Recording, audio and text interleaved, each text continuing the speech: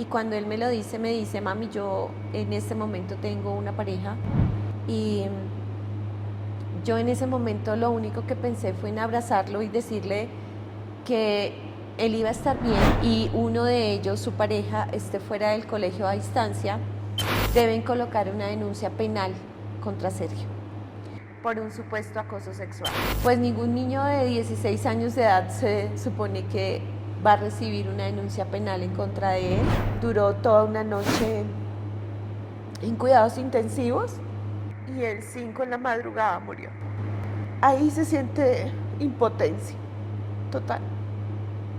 Bienvenidos a un capítulo más de Poder Fénix con Mentes Poderosas y estamos aquí en la ciudad de Bogotá y hoy tengo una invitada increíble. Ella es la fundadora y directora de la Fundación Sergio Urrego, que es una de las fundaciones de mayor reconocimiento aquí en Colombia y con una historia súper conmovedora. Bueno, le doy la bienvenida a Alba. Alba, muchas gracias por la oportunidad de tenerte aquí en nuestro espacio de Poder Fénix con Mentes Poderosas. Bueno, muchísimas gracias a ti por la invitación, Betty, y gracias a todo el canal. Gracias a las personas que nos escuchan, porque creo que es un medio maravilloso para poder llevar mensajes que realmente transformen el corazón, el alma y la sociedad. Tú tienes una historia bien linda que ahorita vamos a hablar bastante de esto, porque cuando yo la escuché, ese es un tema que a mí siempre me mueve mucho, ¿okay? Porque yo creo que nosotros los seres humanos podemos soportar cualquier cosa, pero lo que a ti te pasó es algo que nadie está esperando eso, ¿no? Es algo muy difícil. Entonces yo quiero preguntarte, normalmente yo comienzo las entrevistas como cómo se define la persona, pero en este caso específico quiero preguntarte qué fue lo que te pasó, primero que todo, o sea, cuál fue tu historia por la que estamos aquí y cómo lo superaste. Bueno, es una historia que comenzó en el año 2014 y fue con mi hijo Sergio, quien empezó a ser discriminado a sus 16 años en su colegio por haberse dado un pico con otro chico dentro de su colegio.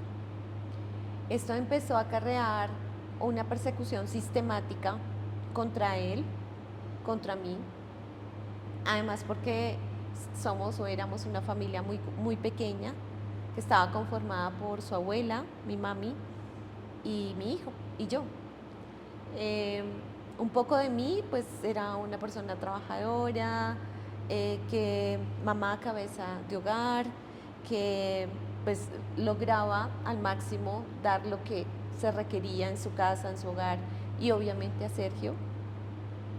Cuando esto empieza a ocurrir, pues Sergio empieza a ser perseguido por sus directivas, la docente, la coordinadora de su colegio e incluso la psicóloga. Sergio se da el beso y al siguiente día es obligado prácticamente a que también tiene que contarle a sus padres lo que está sucediendo. Esto ocurre aproximadamente en marzo del 2014.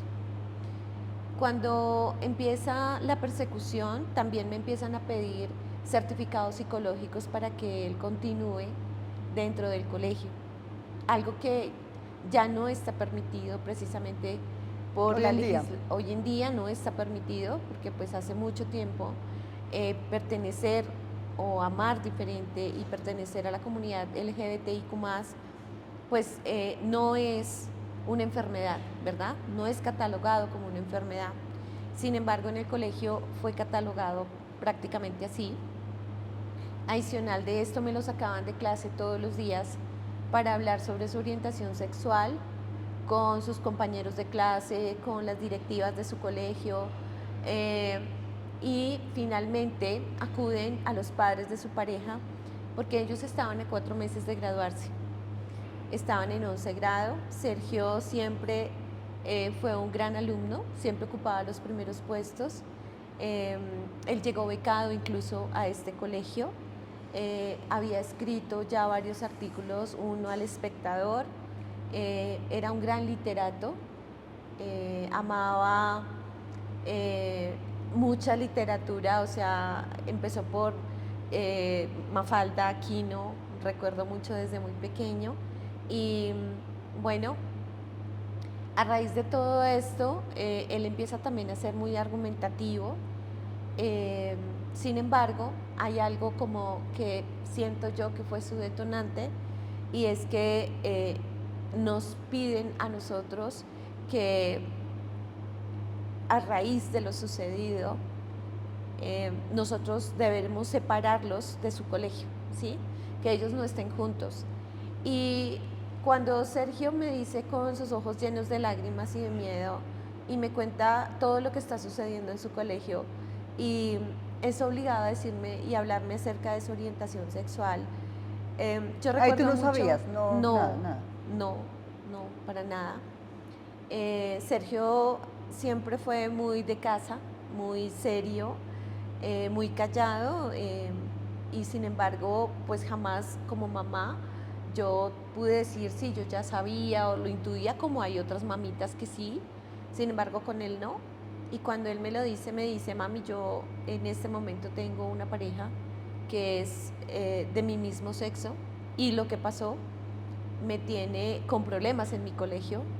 Y yo en ese momento lo único que pensé fue en abrazarlo y decirle que él iba a estar bien, que yo no tenía ningún problema. Sin embargo, sí le dije como, cuida tu cuerpo es un templo, nadie más va a cuidar de tu templo como tú. Eh, y yo lo abracé en ese instante y le dije que la única etiqueta que muy seguramente nunca le iban a quitar era de la que fuera mi hijo. Eh, Luego empiezan nuevamente estos días de persecución, donde lo sacaban de clase, donde no lo dejaban estudiar. Después de vacaciones, llegaron las vacaciones, y después, para poder volver a ingresar nuevamente, me piden certificados psicológicos y hacen una reunión donde le piden a los padres de de su pareja, que para que estén juntos, o pues para que ambos estén estudiando y uno de ellos, su pareja, esté fuera del colegio a distancia, deben colocar una denuncia penal contra Sergio por un supuesto acoso sexual. Y esto siento que es como un detonante, porque pues ningún niño de 16 años de edad se supone que va a recibir una denuncia penal en contra de él, y mucho menos nosotros como familia sabíamos ni siquiera qué hacer. Sin embargo, pues esto ocurre como en julio, nos hacen una reunión de padres de familia donde acusan a Sergio de un supuesto acoso sexual. Y era una relación consentida, era una relación de dos chicos que también estaban descubriéndose como pareja. Y sin embargo, nosotros hicimos todo lo posible por cumplir con los requisitos del colegio, pero siento que Sergio pues ya no pudo más, y el 4 de agosto del 2014 Sergio se lanzó al vacío del centro comercial Titán Plaza. Wow. ¿Y cómo fueron esos primeros momentos para ti cuando te enteraste de la muerte de Sergio? No, es un momento muy duro. Yo creo que son momentos en los que todavía uno no, tal vez no es no superarlo, es un momento que te queda marcado para toda la vida. Porque yo no sabía ni siquiera dónde estaba mi hijo en ese momento, porque me dejó una nota, dejó varias notas en la casa.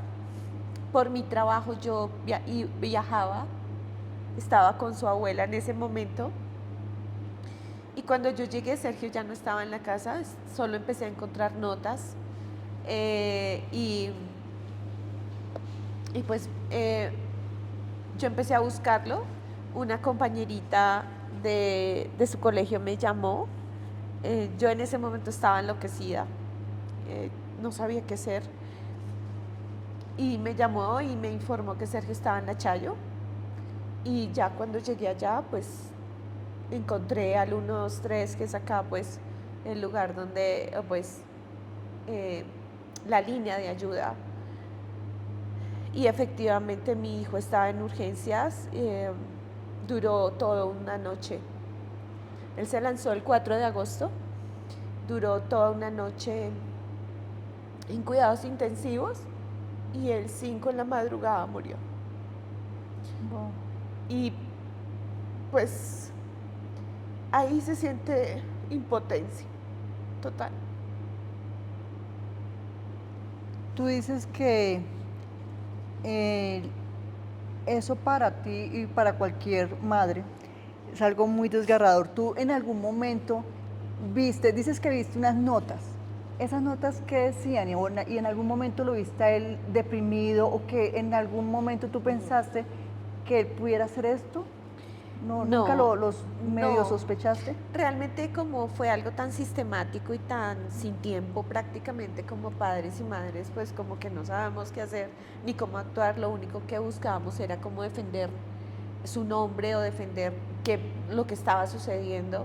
Yo empecé a buscar en ese momento como abogados y eso, pero Sergio escribía también que precisamente dejó relatados todos los hechos para En un las amigo. notas, cuando tú dijiste ahorita que él había dejado unas notas, ¿era como relatando los hechos o No, qué tipo de notas? ya fueron las notas de despedida. Ya. Sí, ahí ya encontré 3 notas. Una que era, pienso, para mi mami, porque él escribía grande para que ella pudiera ver. Mi mami en ese momento tenía 90 años de edad y ellos dos se amaban profundamente. Otra nota en su cuarto con sus libros y donde nos decía como padres, porque pues igual, a pesar de que estuviéramos separados con su padre, siempre, él decía que siempre llamaban a las mal llamadas familias disfuncionales porque siempre estábamos unidos con él, o sea, lo que se tratara de Sergio siempre lo trabajamos en conjunto. Entonces nos dirige esa carta a los padres, a nosotros dos, eh, y deja todos sus libros, era un gran literato. Sergio alcanzó a leer a su edad más de 256 libros y los dejó en la cama separados con los nombres de sus compañeros de clase, donde les informaba y les decía que él no tenía una herencia grande, pero que les dejaba su herencia. Lo poco que él tenía de herencia se los dejó a ellos. Eh, a cada uno le escribí una nota. Hace poco, incluso una compañerita que recuerdo mucho porque yo tuve que entregar los libros en la funeraria a los padres y madres de familia. Y una mamá me dijo, no sé cómo Sergio sabía que yo no le había podido comprar este libro a mi hija. Wow. Y ella me busca hace poco y dentro de ese libro encontró una nota de Sergio donde le hablaba a ella y se despedía de ella. Entonces estas fueron como varias notas que dejó y otra final que la encontré al siguiente día en mi cajón, en mi mesa de noche, donde relata prácticamente lo que él quiere, casi que siento como mamá que no tenía por qué callar y algo al final dice como lo que sucedió no tiene culpabilidad ni mi padre ni mi madre, pero sí los hechos que están sucediendo en el colegio. Y bueno, prácticamente se despide.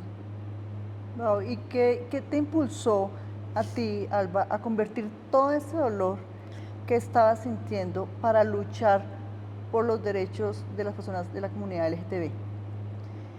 Bueno, yo creo que el amor de mamá nunca acaba.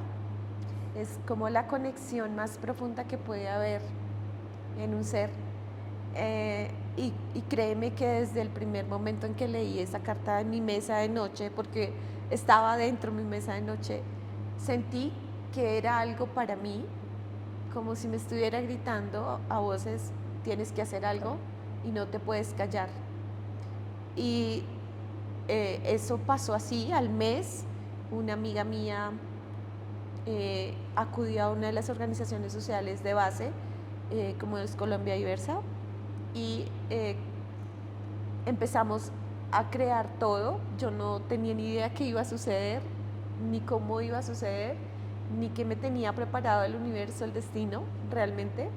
Eh, Se generó un plantón al mes frente al colegio y desde ahí denuncié públicamente lo que estaba sucediendo con mi hijo, lo que había pasado y cómo por primera vez se denunció públicamente que un niño o una niña LGBTIQ+ estaba siendo discriminado en su colegio, a pesar de que sabíamos que no eran muchos, que no era solo Sergio, sino que eran muchos Sergios en Colombia y en el En mundo, el mundo. y que realmente ese hashtag que se colocaron en los brazos, en todo lado decían yo también fui Sergio, es porque en algún momento muchos y muchas hemos pasado por temas de discriminación en nuestros ambientes escolares, y nuestros niños y nuestras niñas no están protegidos aquí. Creemos que lo están, sin embargo, los colegios, los ambientes escolares son muy inseguros cuando no nos damos cuenta de lo que realmente sucede. Entonces, bueno, desde ahí empecé esta labor y al año creé la Fundación Sergio Urrego en memoria suya. ¿Y tú crees que del año 2014, que sucedieron estos hechos, a hoy en día, 10 años después, tú crees que esto ha cambiado algo aquí en Colombia o en los colegios? Bueno, después de todo este tiempo, después de 7 años, surgieron las 3 primeras condenas por discriminación en Colombia, que fueron las del caso de mi hijo. 7 años de audiencias, esto fue en el caso penal, y también surgió la parte más bonita, que es la parte constitucional, la O sentencia sea, de tú la Corte demandaste Constitucional. en ese momento al colegio. O sea, Sí. cuéntanos qué fue todo lo que hiciste. Lo primero que hicimos fue una tutela, eh, y bueno, la tutela la colocamos con todas las pruebas, porque Sergio además me dejó muchas cosas como señalando en su manual de convivencia, y con una flecha decía la ley 1620 del 2013, que es acá la ley que protege de alguna manera a los niños y a las niñas en sus ambientes escolares, y señalaba precisamente un artículo donde pues estaba en contra de esa ley, ¿no? Y la que le implementan supuestamente porque darse un beso dentro del colegio era algo muy grave, pero había parejitas heterosexuales que igual se habían dado besos dentro del colegio y no había pasado absolutamente nada. Entonces, desde ahí colocamos la tutela. Luego de la tutela fuimos hasta el Tribunal de Justicia, y luego, o sea, todos dicen que sí, que Sergio empezó a ser discriminado, pero no había algo como que Concreto. dejara algo completo. Entonces nos fuimos a la máxima autoridad, que fue la Corte Constitucional, y de ahí se emana la sentencia T478 del 2015, que es una sentencia que protege a los niños y a las niñas y a los jóvenes en general, no solamente a los niños con orientación sexual diversa. Sin embargo, sí hace una protección y hace, digamos, énfasis en que se debería tener una educación pluralista, respetuosa, y una educación basada en los derechos humanos y basada también en los derechos sexuales y reproductivos, que es algo que tampoco se quiere como tocar mucho. Entonces, realmente el cambio sí cambió, porque esta sentencia además es de manera casi que obligatoria que se implemente en los colegios. También se instaura por primera vez y se solicita al Ministerio de Educación que se instale la ley de convivencia escolar en Colombia.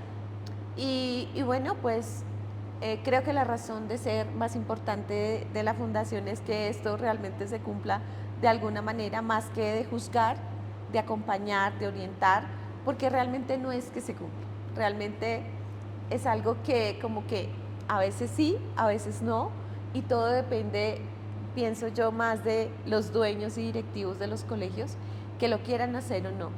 Entonces, pues en acompañamiento, en orientación a los colegios, en decirles aquí estamos para ayudarles a proteger precisamente a todos los jóvenes en Colombia, fue que creamos también la primera certificación, el sello Sergio Urrego de la Fundación Sergio Urrego.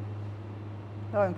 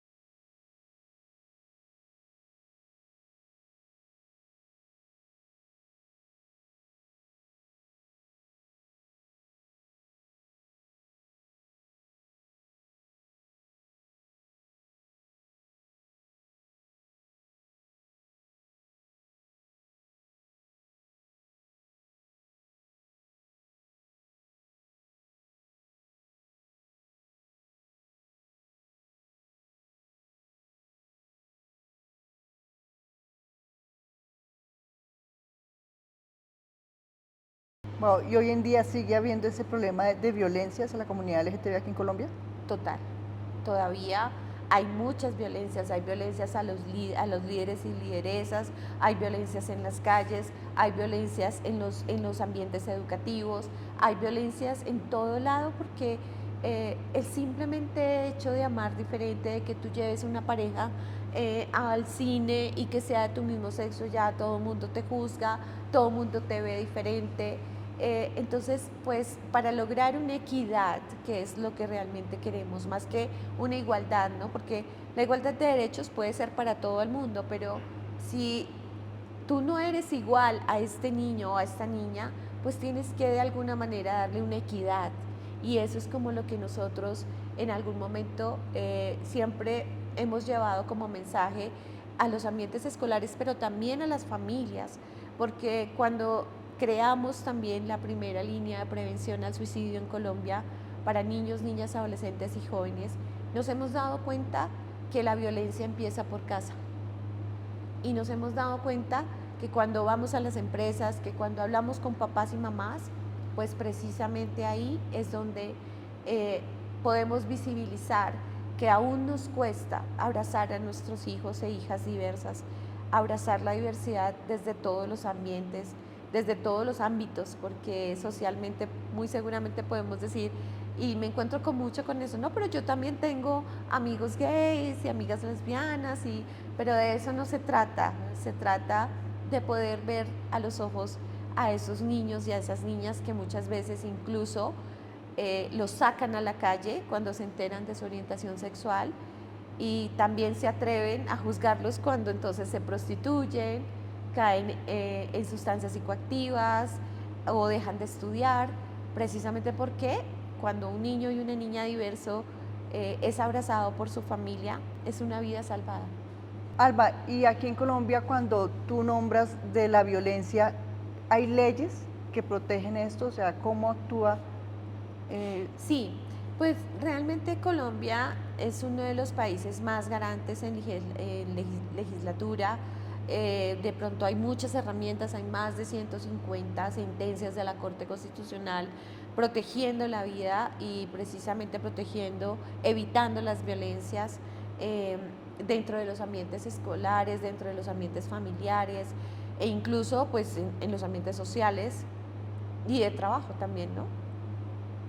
Sin embargo, como te digo, pues todo depende de la educación realmente que tengamos, de si queremos o no aprender, de si queremos o no visibilizar lo que realmente pasa, ¿no? Sobre todo en pandemia lo pudimos ver y lo pudimos evidenciar. El número más alto en temas de violencia fue la violencia intrafamiliar. ¿Por qué? Porque ni siquiera nos conocíamos adentro de una casa y porque los niños y las niñas seguían siendo violentados dentro de sus hogares y siguen haciéndolo. De los índices más grandes en Colombia sobre violencias hacia la niñez es la familiar, la de padres y madres que hoy dicen por allá que están defendiendo los derechos de sus hijos y sus hijas, pero realmente es una falacia. Esto todavía ocurre y a la línea hoy que hemos orientado, salvado, por decirlo así, en crisis emocional a más de 15.800 jóvenes en Colombia, en crisis emocional. Y es algo que tampoco se visibiliza, la salud mental de los jóvenes. Y pienso que todo lo que tiene que ver con temas de discriminación duelen muchísimo. Y es parte de lo que la Fundación ha querido demostrar. En cada informe de la línea mostramos cómo un índice de discriminación puede terminar en una ideación suicida. ¿Qué es lo que más te sientes orgullosa desde que formaste tu fundación que ha logrado hoy en día?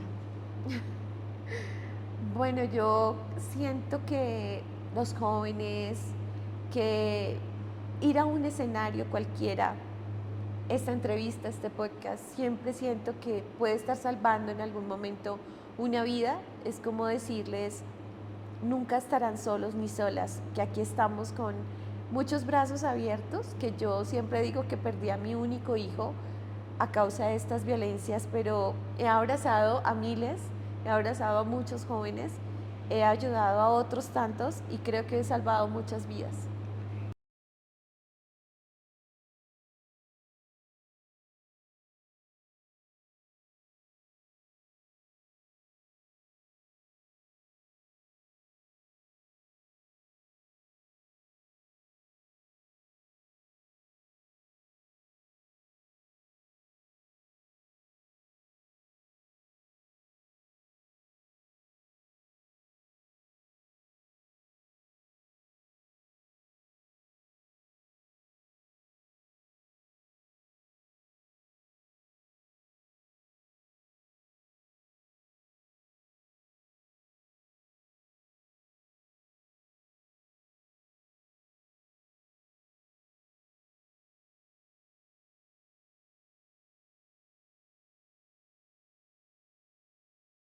¿Y qué consejo le puedes dar a ese padre que se está enterando que su hijo o hija es de la comunidad LGTB y que no lo acepta?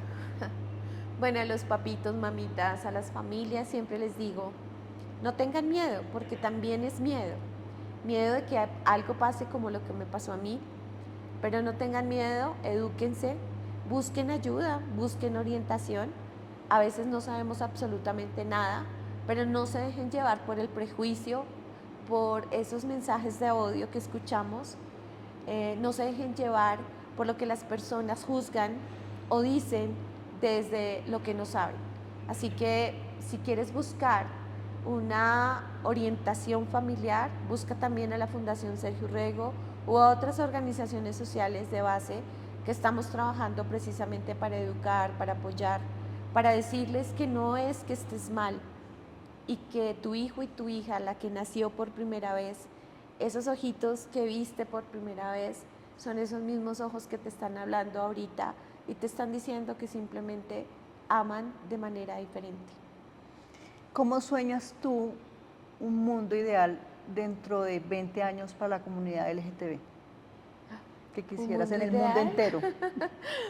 Bueno, yo pediría que quiten la sigla, que todos seamos felices, que, que realmente vivamos en el amor y que nos veamos como seres humanos sin etiquetas. Wow, qué bella historia la tuya y qué mensaje. ¿Y cómo ha sido esa experiencia tuya recibir más de 13.500 llamadas en la línea Salvavidas 24/7? ¿Y cómo crees que ha salvado vidas? No sé.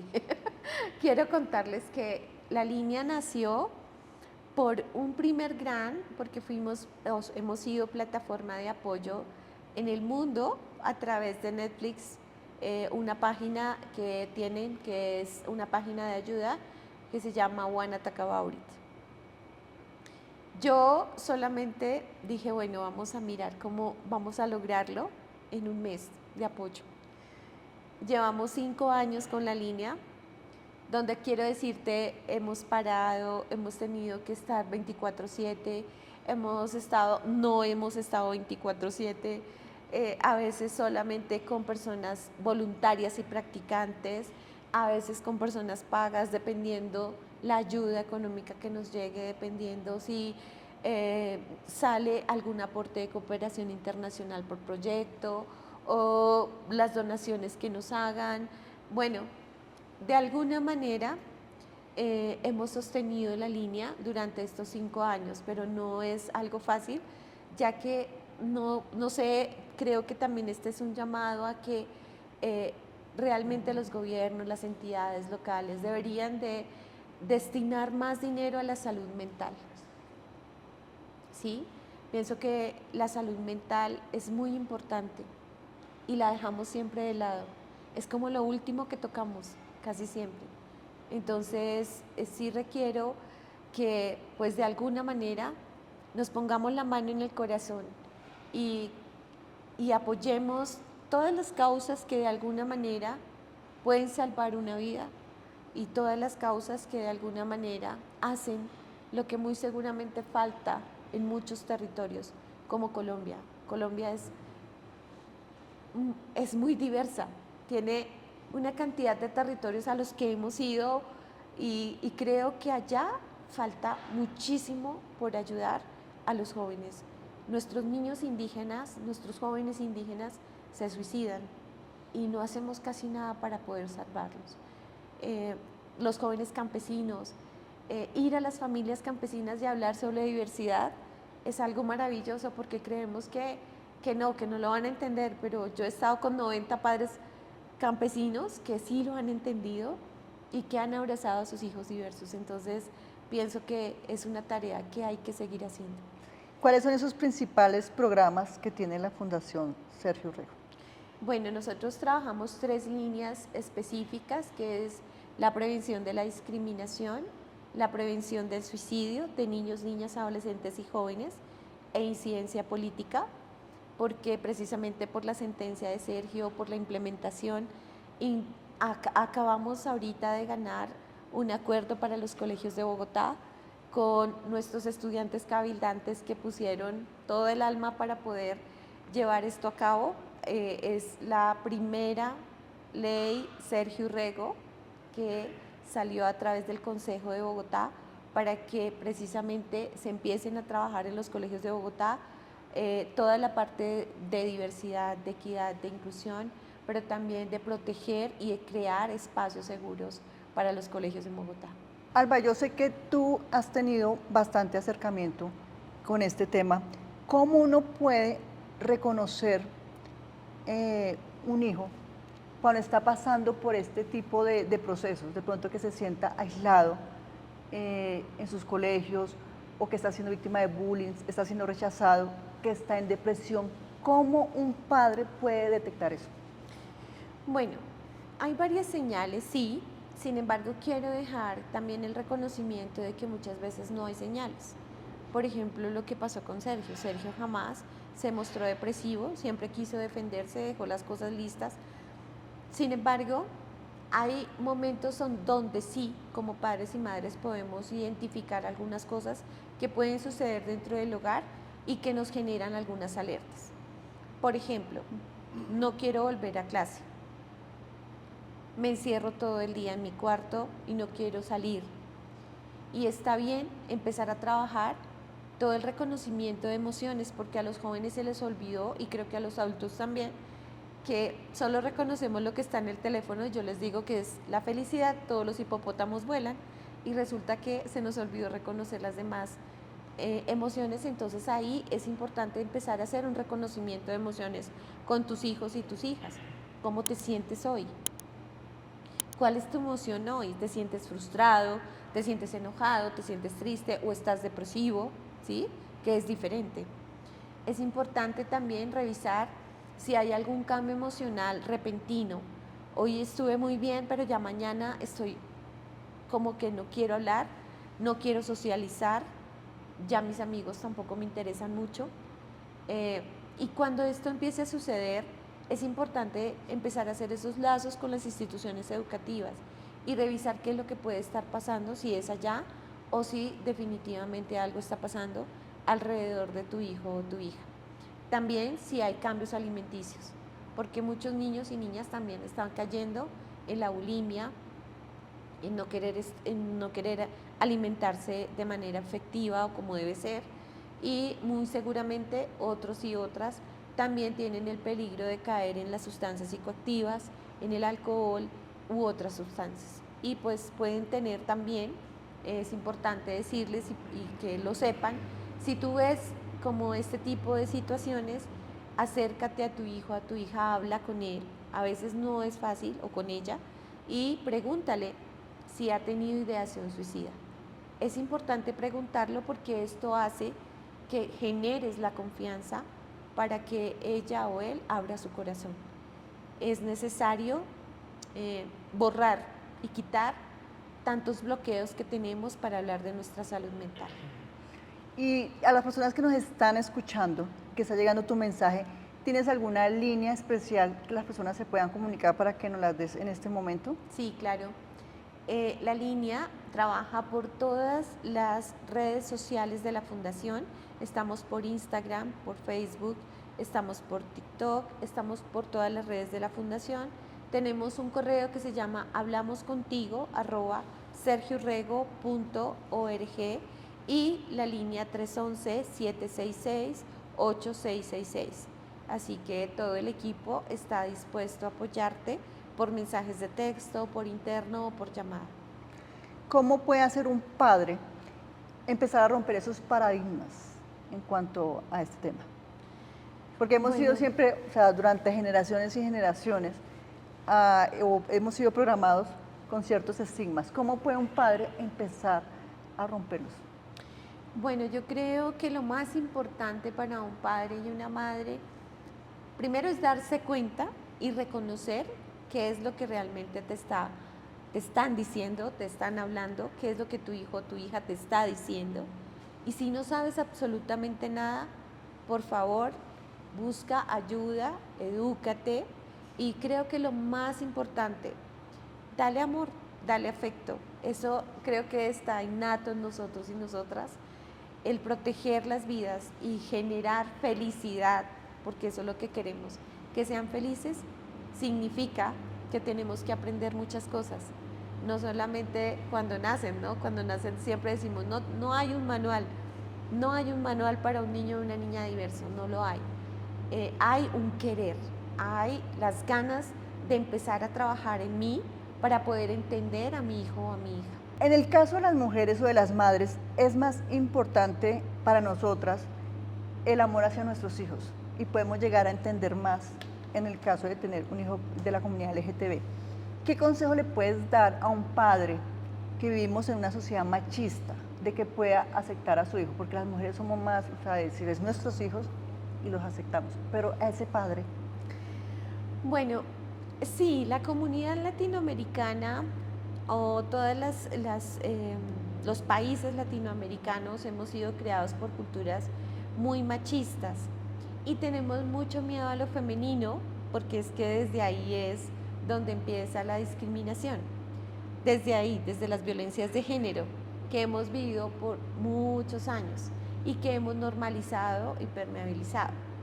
Entonces yo siempre les digo a los papás, porque también he tenido padres muy lindos que aman a sus hijos trans, que en Argentina, en Chile ya tienen organizaciones y son creadas por los padres de familia, pero decirles a esos papitos que le temen tanto a poder abrazar a sus hijos y a sus hijas diversos, que no están solos y solas tampoco, que en este camino también hay padres de familia que les pueden abrazar, que les pueden decir, que les pueden orientar, pero no pierdas a tu hijo o a tu hija, no lo pierdas, porque cuando ellos y ellas crecen, tú estás perdiendo una vida, tú estás perdiendo a ese ser que realmente amas de corazón. Así que si tú tienes un hijo o una hija diversa y todavía te ha costado abrazarlo, abrázalo por primera vez y dile, ¿qué te da miedo? ¿Por qué no ser vulnerables ante los ojos de nuestros hijos e hijas? Es importante reconocer que la vulnerabilidad nos hace valientes. Así es, qué lindo. Mira, ¿y qué retos tú crees que aún persisten en la legislación colombiana respecto a la protección de los derechos de la comunidad LGTB? Bueno, es que esto depende a veces mucho de los retos políticos de los países y lastimosamente estamos en una oleada política donde siempre se abanderan de las poblaciones que más vulnerables son, como la población LGBTIQ+. Y no entiendo, por ejemplo, cómo pasa aquí en Colombia, que entonces se abanderan de esto y tergiversan una cantidad de información. Lo que está pasando ahorita en Colombia, como empezar a quitarles los derechos en salud pública a los niños y a las niñas trans, cómo quitarles los derechos si ellos y ellas empiezan a hacer su tránsito y cómo es necesario que las personas tengan esta protección como la tienen hoy en Colombia.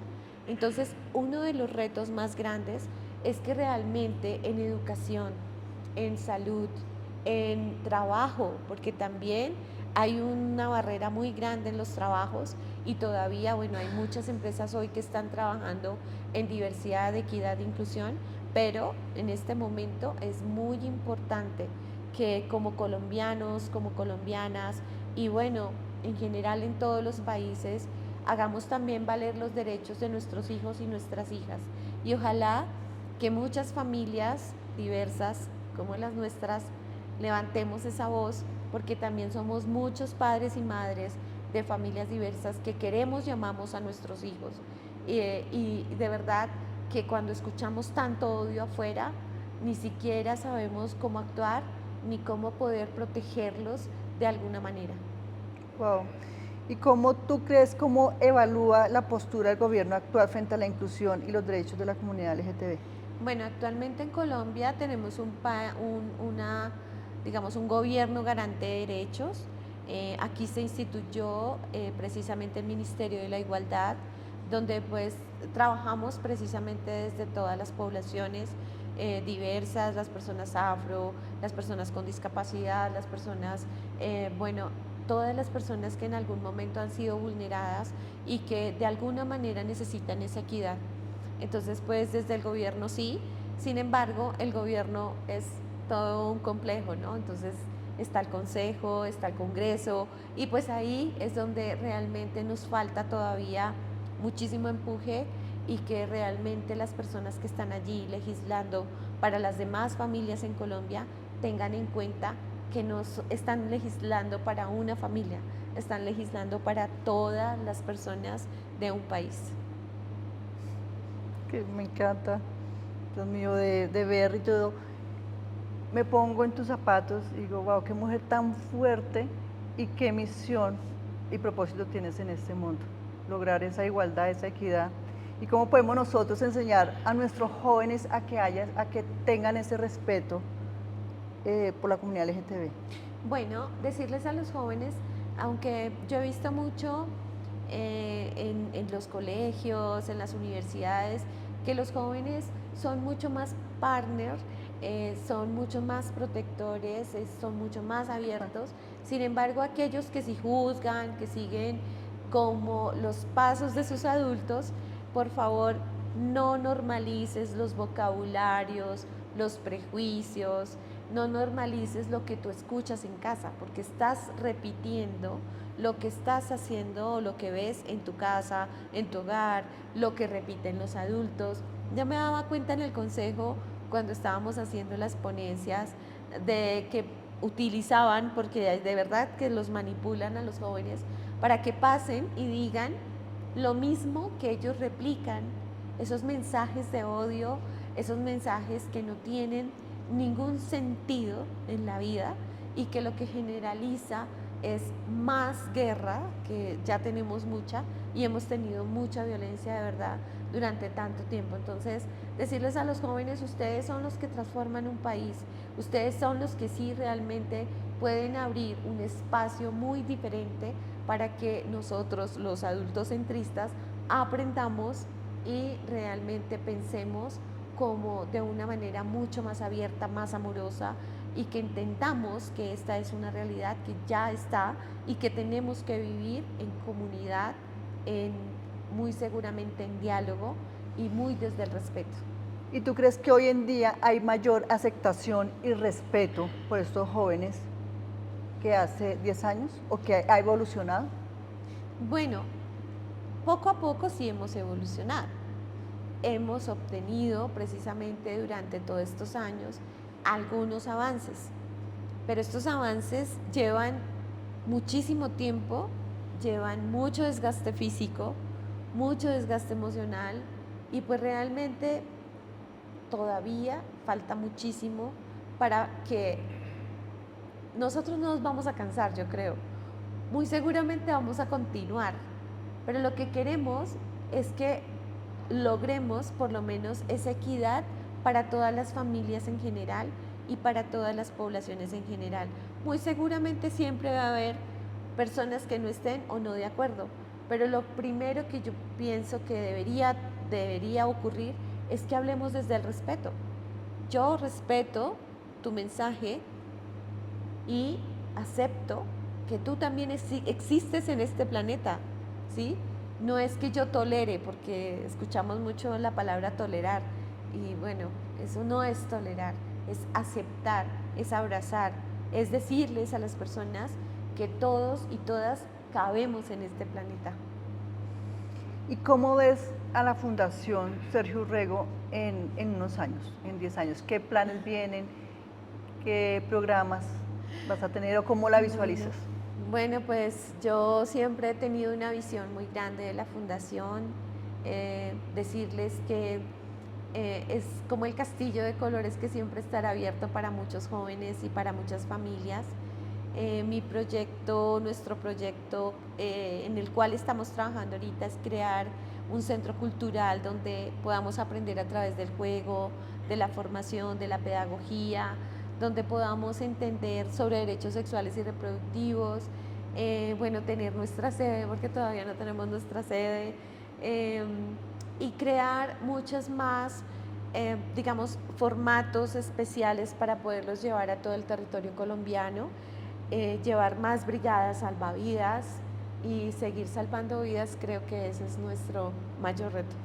Hay muchos mitos acerca de sobre la comunidad LGTB, ¿sí? ¿Y qué es la realidad? Yo quiero saber. Eh, ¿Se nace así o fue por algún proceso que la persona haya vivido desde su etapa de la niñez hoy en día? Ustedes me han escuchado muchos mitos. ¿Cuál es la realidad? Sí, sí, Betty, realmente es una pregunta como, esa es la pregunta, ¿quién fue primero, el huevo o la gallina? Entonces creo que no. Creo que son de las preguntas que siempre decimos, por favor, no. No es que se haga, no es que le cayó el rayo homosexualizador y entonces ya quedó ahí. No, es algo, yo lo digo como mamá de Sergio, es algo natural. Es algo que tú descubres. Así como tú te enamoraste por primera vez y sentiste mariposas en tu estómago, igual, exactamente igual. Solo que esas mariposas están revoloteando por una persona del mismo sexo o muy seguramente en tu cuerpo.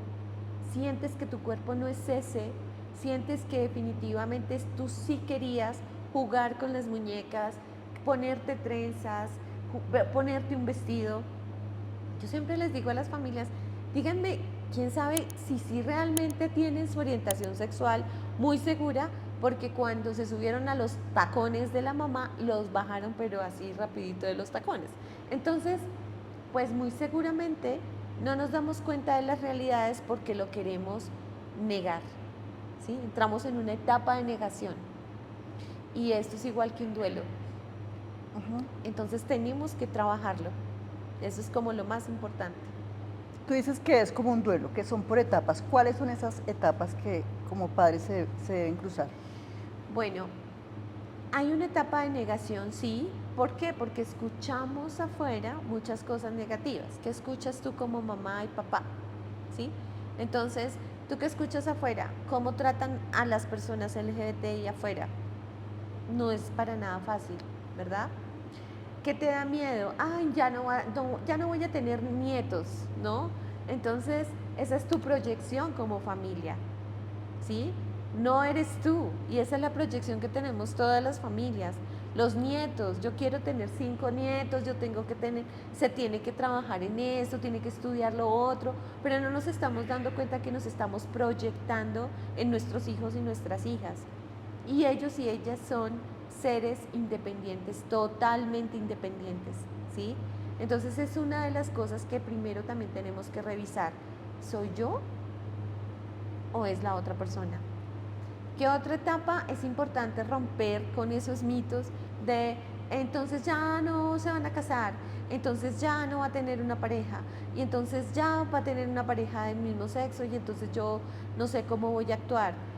Y ese tipo de situaciones es exactamente igual que con una pareja heterosexual. Tienen un proyecto de vida, quieren estudiar, se enamoran, también algunos y algunas se quieren casar, como las otras parejas no, ¿sí?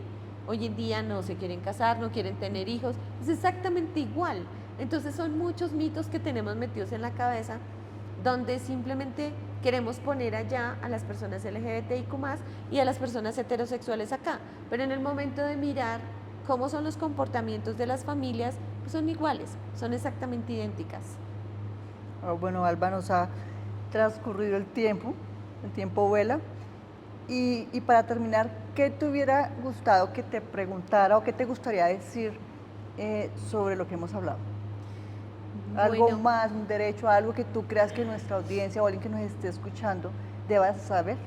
Bueno, yo quiero decirles a las familias que, que no tengan miedo, que sigan adelante, que si tu hijo o tu hija definitivamente te dice que es de la comunidad LGBTIQ+, o que ama diferente o que se siente diferente, lo escuches. Hay algo que hemos aprendido precisamente también trabajando en la salud mental de los jóvenes LGBTIQ+, porque aquellos que se sienten tan reprimidos, en soledad, en silencio, son personitas que muy seguramente tienen un quiebre muy grande en su corazón.